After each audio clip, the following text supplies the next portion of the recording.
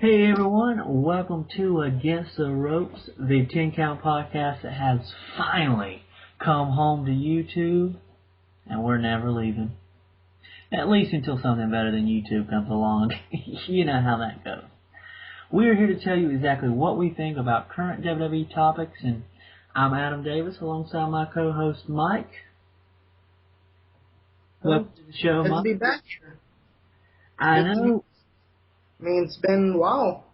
It has. In fact, the last time we did a show, y'all don't know this because we didn't get to put it up, but Mike and I did a WrestleMania roundtable with Aaron, who does the Nameless blog, and has had a pretty dominant career in 10 count. All three of us got together. We found some topics, and we had a great discussion on several of them. But unfortunately, there were some technical difficulties. Not working with us. Yeah, and we lost. To keep it. Huh? It wouldn't allow us to keep it. Yeah, we lost our footage that we had. It was a great show, probably one of our best, and we lost it. So Mike and I thought we would make it up to you and do this show, and so here we are. We got some great topics on hand today. You know what, Mike? I was, just going to run the show, kind of, be my awesome self that I am. But I thought, you know what? Let's let Mike pick the first topic. Which of the three that we have, which would you like to start off with? Well, I think the first thing to start off with is the hot topic that everybody's talking about, and that's Brock Lesnar. Oh.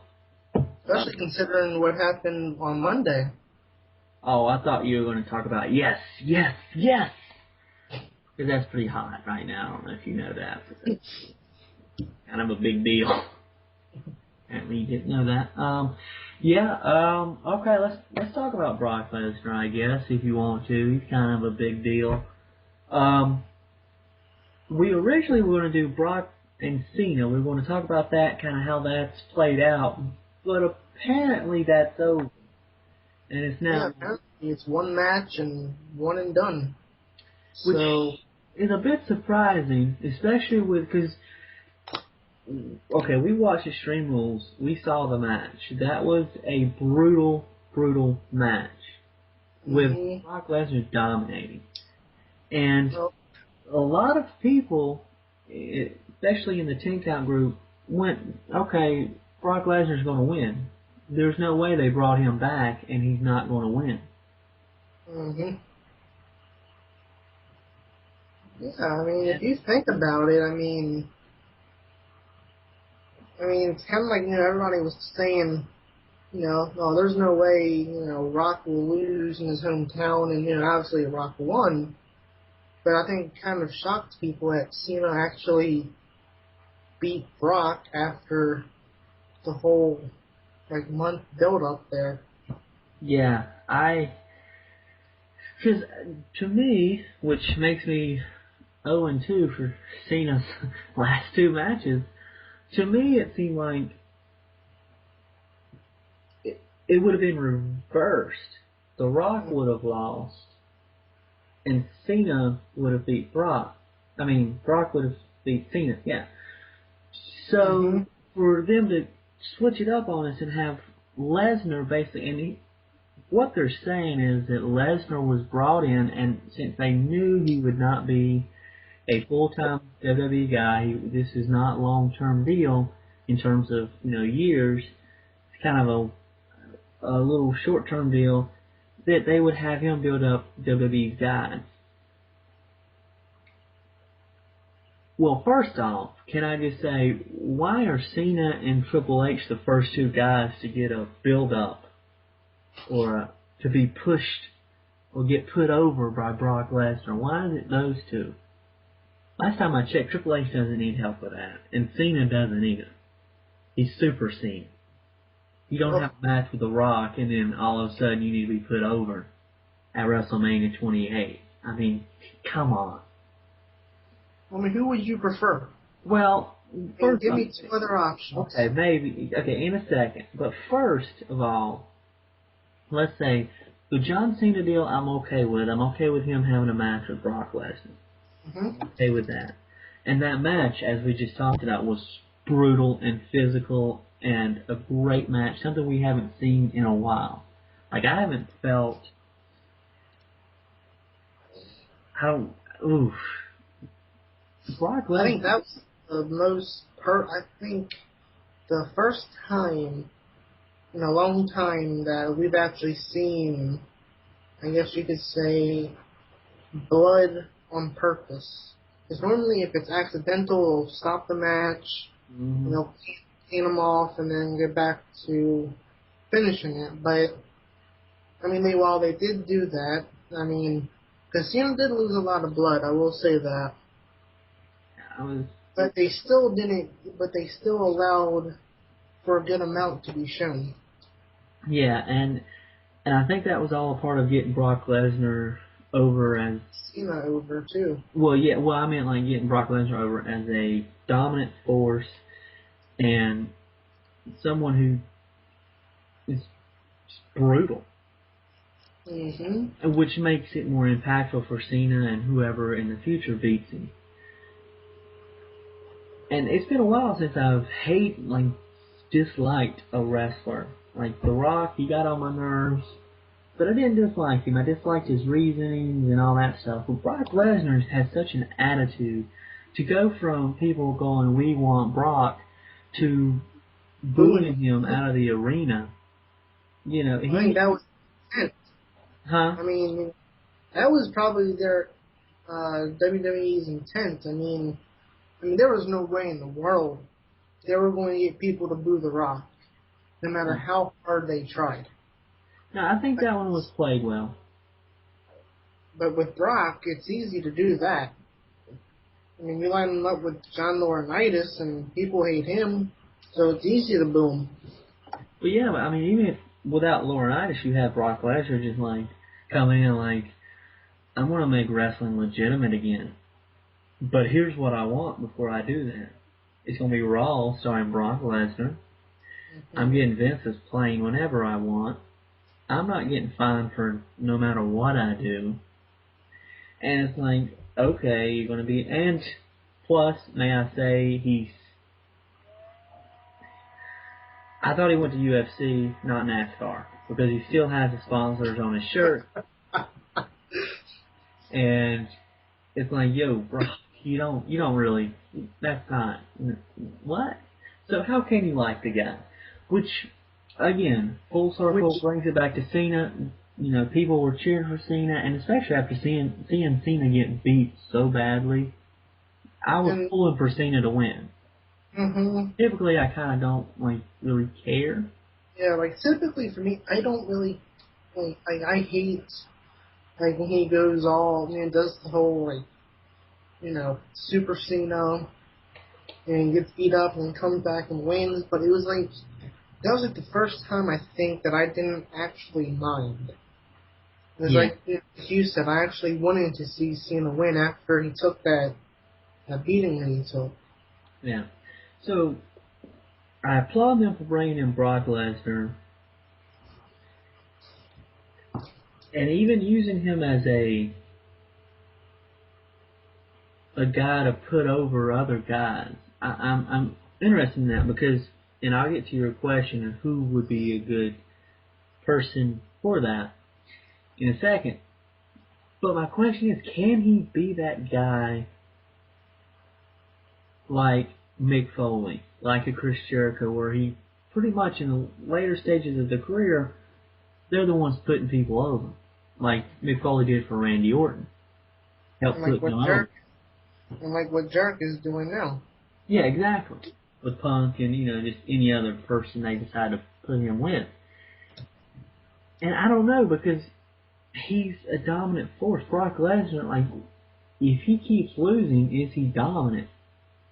He's a big guy who pushes him to the limit. But if he keeps losing, is he still going to be that guy that you don't want to go up against? Right, and And I know you have to answer my question, but I kind of find this whole thing with Brock kind of ironic to the point of their whole be a star anti-bully campaign. Because they're pretty much portraying Brock as a bully, pretty much. And doing everything pretty much anti WWE. I mean, if you think about it, he's coming in and he's making these contract demands. He's pretty much, Triple H said it, bullying his way to, demands and new contracts and that's what I see it as right now. Now they're kind of like showing, I guess you want to say, not showing, but now they actually have a bully in the WWE to kind of go along with this whole thing now. Yeah, I see where you're going with that. And it's true, but let's face it, WWE is about wrestling and beating people up. It's kind of hard to then go and say, "Oh, no bullying. Don't bully. That's bad." I know we do it, but we're professionals and we just want the money. But I don't know.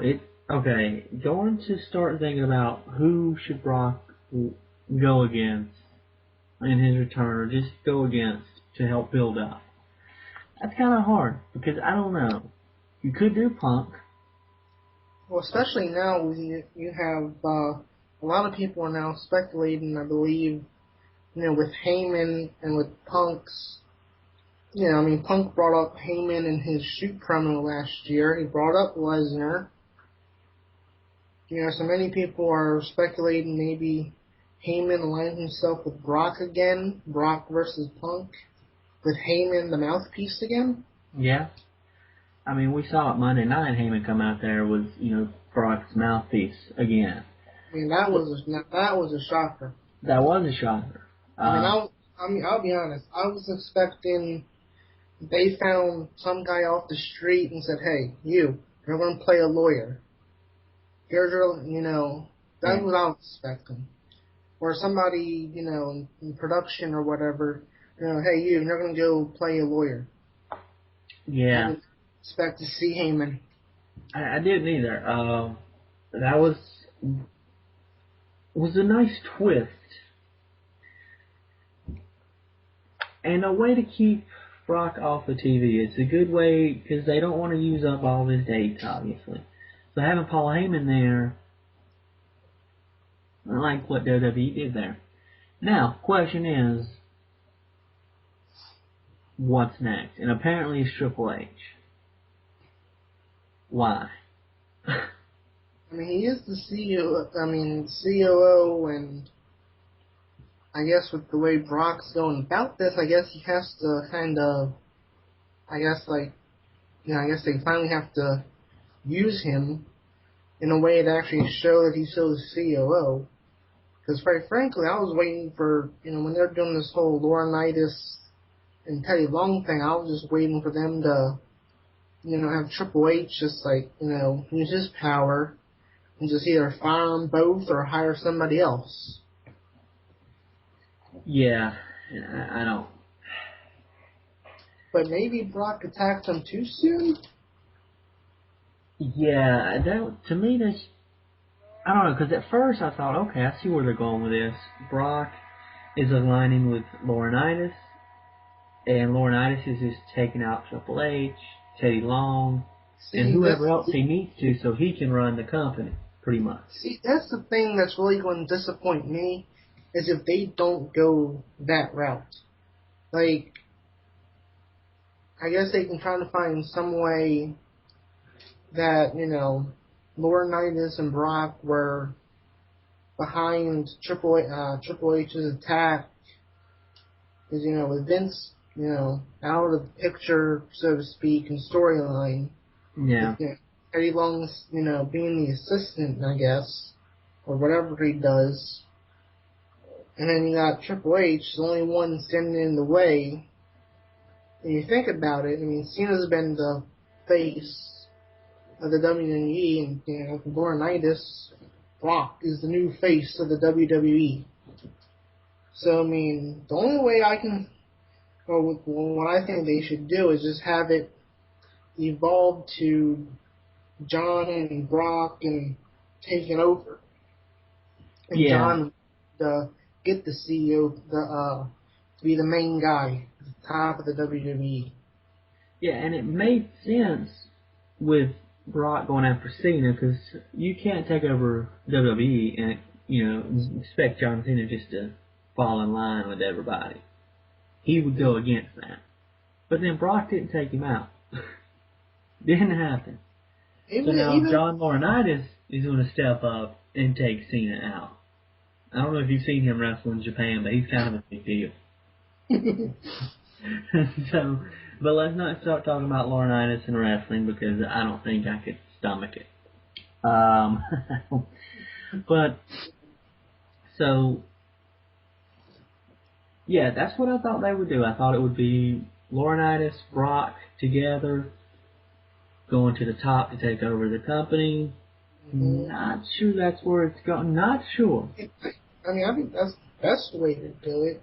But, at the same time, I think you could see maybe something, this could maybe bring back Vince or even Stephanie, line themselves up with Triple H to try to fight off, Laurinaitis and... Yeah, I don't know. So now the question is, Brock Lesnar. Who should he face? I think we talked a little bit about it. Who should he face instead of John Cena and Triple H? Because I believe right now I think they're looking at Cena and Triple H in SummerSlam, right? I think that's what I read. You mean Brock? It was supposed to be Brock and Orton at SummerSlam, but I guess they're going with Triple H now. Triple H and Brock, yeah. Yeah, that's what it seems, and that's kind of why I'm like, yeah. Maybe it'll be a good match, but why, though, If you're bringing Brock back to put over people and make them, more legitimate, then why not, Orton or even Sheamus? That would be interesting. Daniel Bryan and Brock Lesnar? I don't know, maybe? Maybe Big Show. I can even see if they want to do something with Big Show. Even Big Show. I mean, Big Show's been putting people over. So at the very least, at least for somebody as size as Big Show, at least it would give him Brock a little bit more credibility and more of a little bit of a push. Yeah. Instead of just fighting all the, small, kind of like, okay, what can you, like Big Show's like, let me see what you can do when you pick on somebody my size or whatever. Yeah. I don't know. I'm still intrigued by the whole Brock Lesnar thing, but I'm still a little hesitant as to where they're going with it. Anything to me that makes any sense is that if Brock would have won at Extreme Rules, was they could have built him up as like a dominant person, and he goes through the whole entire main roster, like all the big superstars and whatnot, and it's like there's nobody left, and then set up a big Undertaker Lesnar match at WrestleMania. Yeah. Kind of like it's like who has like the last person who can try to stop him. Or one of the last. You got Rock, but... Yeah, they could do that. I I don't mean, know. it's I just kind of like the idea of, he's just so. I guess we're so limited with his appearances though. Because yeah, everybody twice a month, or I think they use well more than twice a month, but in April. But I mean, I guess they got to keep it down. But he's so limited to where they can't really do that. yeah. I don't, I don't know. So we really didn't get a whole lot accomplished in our Brock talk, but so far, what do you think of Brock's return and his future? Like, what do you, first off, So what do you think about his return? Scale of 1 to 10, what do you think? I was saying 8. Okay. I'd probably have to agree with you. And I think the match was brutal, and I wasn't expecting a whole lot from Brock, especially after his last time in WWE with Goldberg. Mm-hmm. That was one of the worst matches ever. Yeah. That was horrible.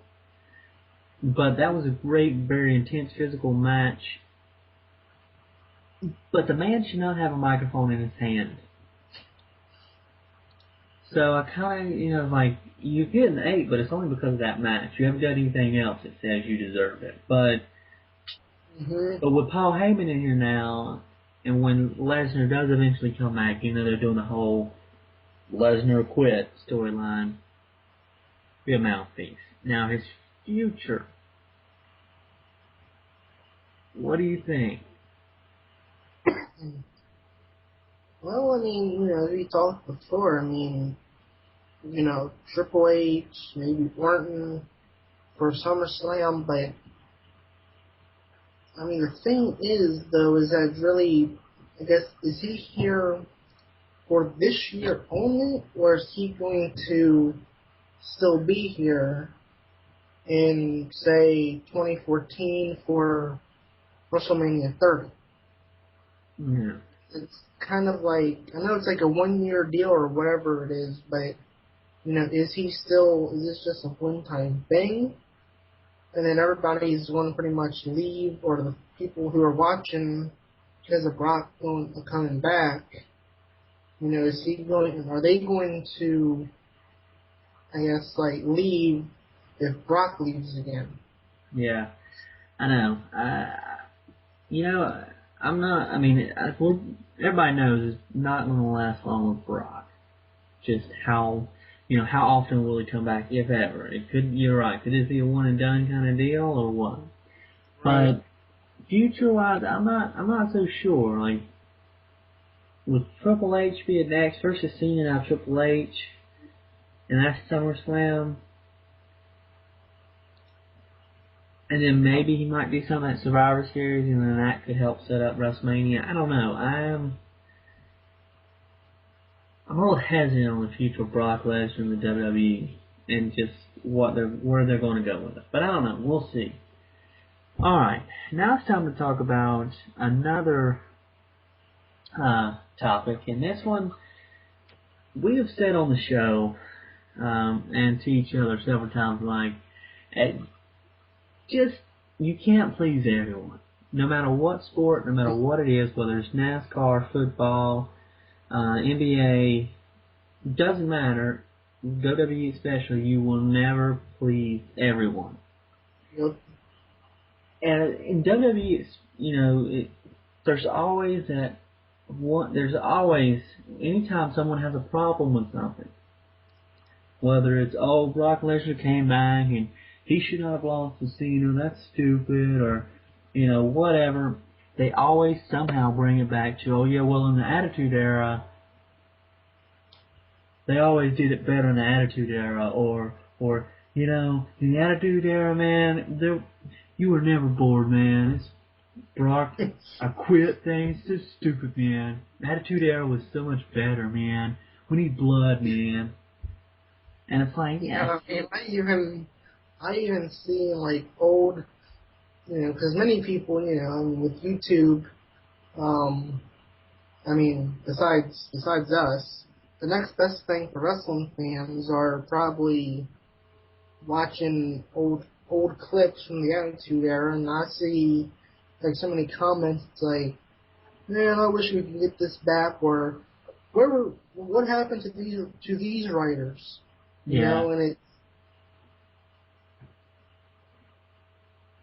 I guess I don't know. I guess they kind of spoiled us in the '90s. I guess somewhat. I mean, Well, the topic is nostalgic glasses. And I say that because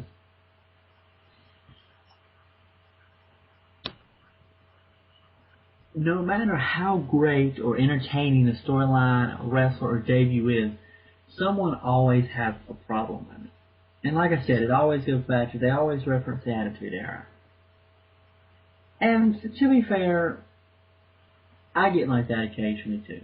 And like, even non-wrestling stuff, like, you know, drinking Coca-Cola or watching, or thinking about Power Rangers when I was a kid, that stuff was great. And then you go back and watch it now, and it's like, yeah, was it as great as I thought it was?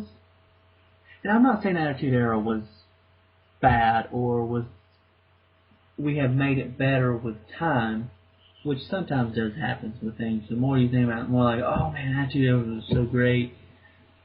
And it was. There was a lot of great stuff in there. A lot of change came about because of the Attitude Era. And you had Stone Cold, The Rock, DX, a lot of great, yeah. interesting, even raunchy storylines.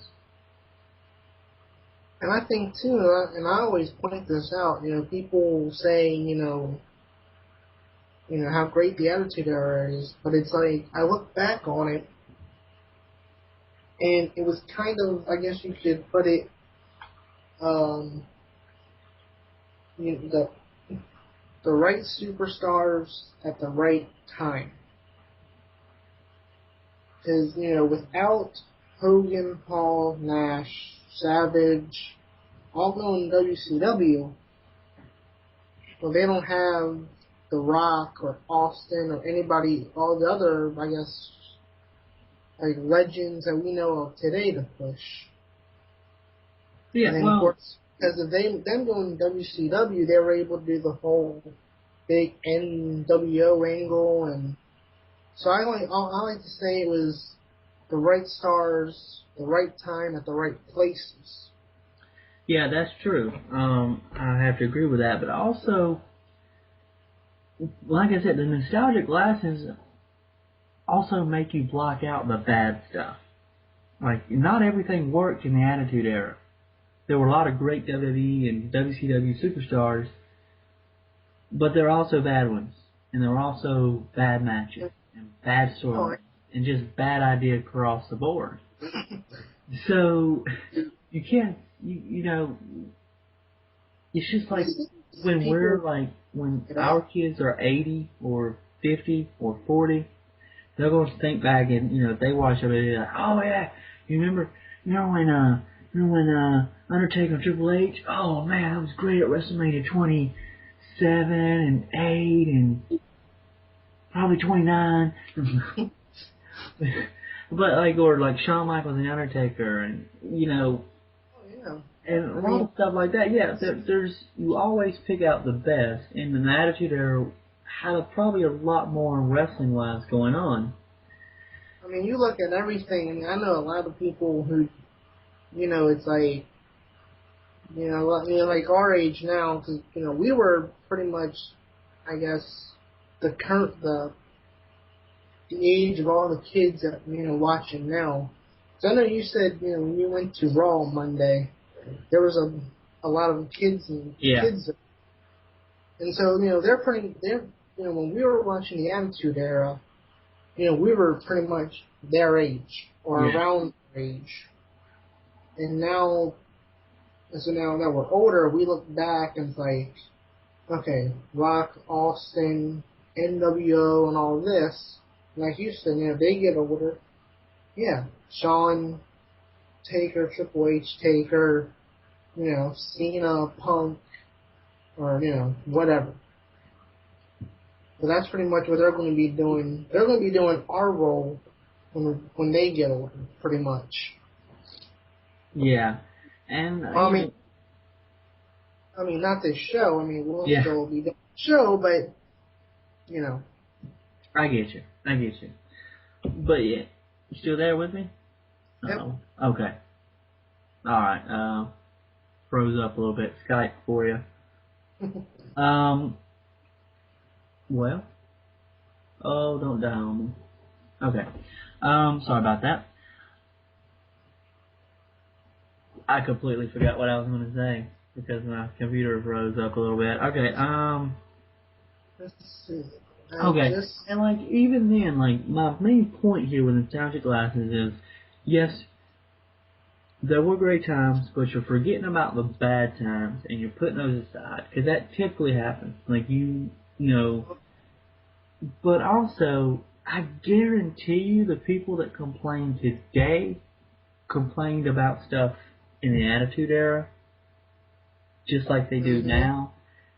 Oh yeah. And then over time they'll go, you know what, that was great, man. I loved it. It was great. Yep. The best. I would say is almost better than Attitude Era. I guarantee you some of that will be said. See, that's the thing. It's like a lot of people. I feel. I feel like right now they're complaining, but it's like okay, like down the line. I think you look at this in any sport. I mean, not just the WWE, but anywhere. Is that down the line you're probably going to. You may hate it now, but you're going to probably appreciate it more. Yeah. Down the line. I mean, nobody. I mean, look. I mean, nobody likes Jimmy Johnson, but down the line, him winning 5 straight championships will be appreciated. John Cena, everybody hates him. He's going to be appreciated down the line. Exactly. And oh my gosh, why do I keep forgetting these? This is embarrassing. This is embarrassing. I had a great idea there. Oh yeah, something else that WWE had then that they don't have now, and that's competition.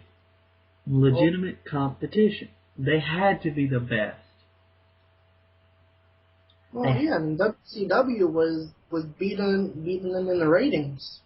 I And they mean, don't have that now.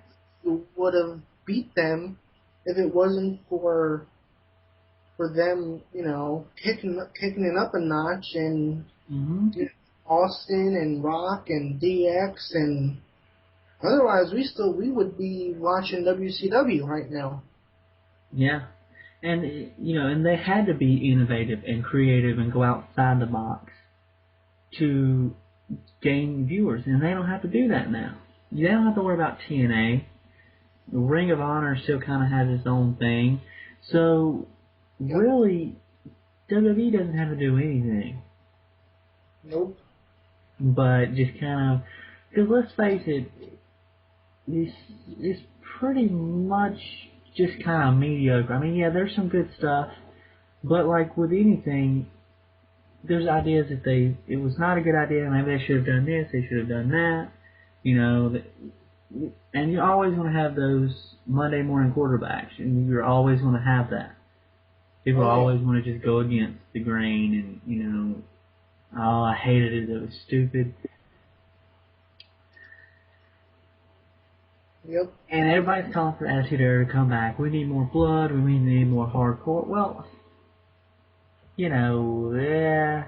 I think we've talked about this before, and you look. They went, let's say, PG in what, June 2008, right? Probably, yeah.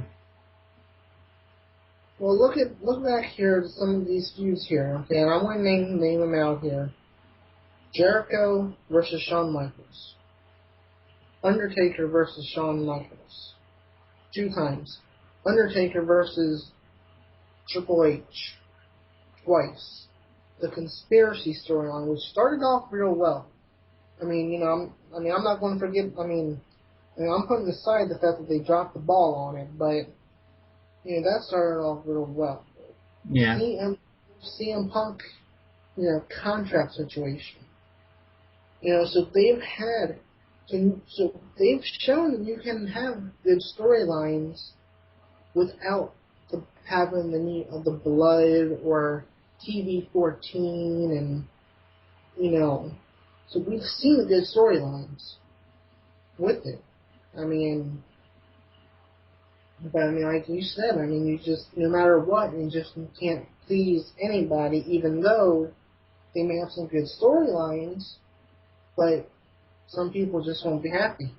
Exactly. And, with the Attitude Era, a lot of it was just, innuendos and dirty jokes and, just, and yeah, that stuff can be funny, but it's kind of a different, you can't always rely on that. You've got to have a better product. And plus, you got to look at WWE is not just wrestling anymore. It's movies. It's sports entertainment. It is, and questioning like, oh yeah, I mean, yeah, it should be about wrestling because that's the core of it. But they have so much more going on. They have so many advertisers and just plans in place that they can't get by with everything, and they don't have to. They don't have to rely on that because people watch WWE right because that's really all there is. It's either that or TNA. And see, the thing is too, is another thing I think people do, and I find it interesting, and I go back and watch some of the old clips myself. Everybody thinks, this whole sports entertainment thing started a couple years ago.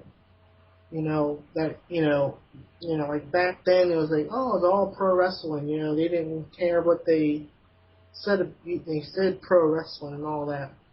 But if you go back to, clips, even in the, like 2001 and I referenced the clip of the promo. I think it was the SmackDown before the big conclusion to the Alliance angle. Mm-hmm. Paul Heyman, he in the ring, he references how his father had a pro wrestling business and he had to have a sports entertainment. So they were calling it sports entertainment even long before now. And then that goes back to what you said. It seems they seem to block out certain things. Yeah. They were calling it sports entertainment long beforehand, but people, I don't know, they blocked it out or what, but it's like, and they just think that, it's all started now. I agree. And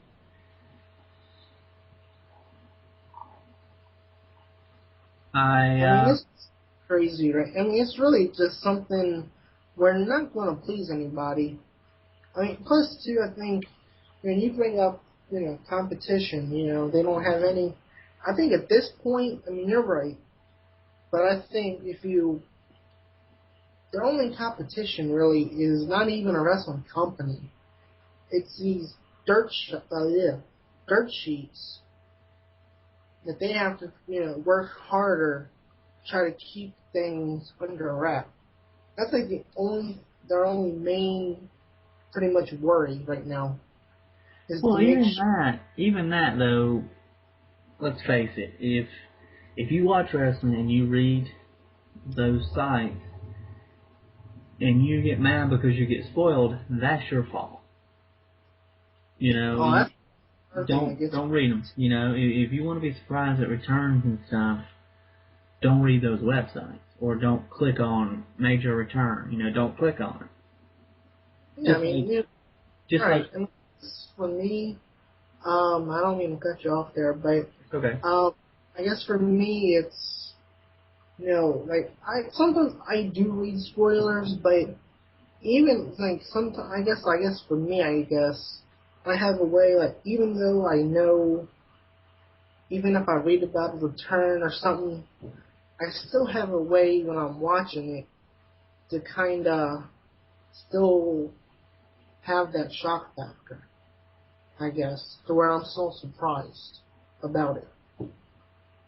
And, yeah. I can't imagine how many can't imagine what would have happened if it would have gotten out that Paul Heyman was backstage at Raw hours before Raw even started. Yeah. Or even Brock Lesnar was spoiled a little bit, but it wasn't, because I was still shocked when he was there. I kind of was. I mean, I wasn't shocked, but I was.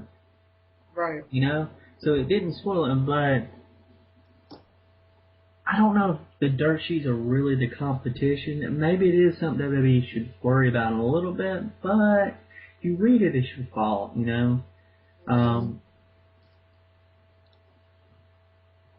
But really, I mean, they don't have to worry about being the best, because they are the only. But they don't have to worry about beating another company. If there was another company with competition, then that would push them to the limit. Hold on a minute. You finish up. I gotta take a phone call real quick. Okay, well, intriguing. Alright, well, that about wraps up the nostalgic glasses. Again, it just comes down to people not everyone will ever be satisfied.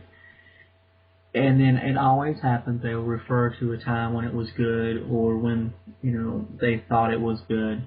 Just like with any sport or even, I've experienced it with, drinks and, like Coca-Cola or, stuff like that where I thought, well, when I was young, it was better, and maybe it was, maybe it wasn't. Maybe it was the time, maybe it's the age, maybe it really was. Who knows? But yeah, that about wraps up the nostalgic glasses. Next up we have on the card is Over the Limit pay-per-view, which is coming up in a few weeks. And actually Mike, Brian, and myself and a few 10 Count members will be going to Over the Limit, which is in Raleigh. And our plan is for the next Against the Ropes, we will be doing a review. Not just talking about, the pay-per-view itself, like the matches with Jericho and Sheamus, Orton, Del Rio, and then Punk and Bryan and John Laurinaitis and Cena, and whatever other matches they make. But we want to talk about the experience, the live experience. This is my first pay-per-view since, I think, 2005, maybe, in terms of in North Carolina. Been to a few WrestleManias since then, WrestleMania 24 and 7. But Mike and I are going to go, and we're going to come back, and we're going to review Over the Limit, the experience, the live experience, and not just the matches, but just what it was like, the show itself, the presentation, all that jazz. We're going to do that for the next Against the Ropes. And I think that's about it. So, we hope you enjoyed the show. And of course, if you have any comments or opinions, feel free to put it on our Facebook page or the YouTube comments below. And I think that's it for Money Mike. I am Adam, and this has been Against the Ropes. Till next time, have a good one.